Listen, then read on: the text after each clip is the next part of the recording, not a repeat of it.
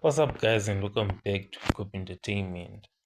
So, Jay Zolda has posted some breaking news, and she's saying Dr. Ndlozi has submitted a resignation letter to the EFF leadership, and she is somehow happy about it. So, she posted this tweet on 7 November 2024, which is today. She's saying he has submitted, but is it true? It seems it may not be true, but some are saying it's only a matter of time before Ndlozi joins MK party.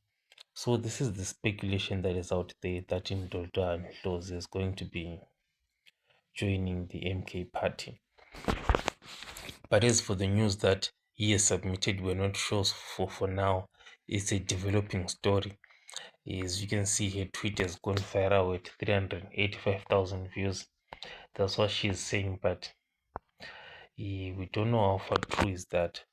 But this is what Joy Zoda is saying. But others also saying it's just a matter of time before Dr. Ndlozi joins MK party. So tell me what you think in the comment section, and I'll catch you guys on the next one.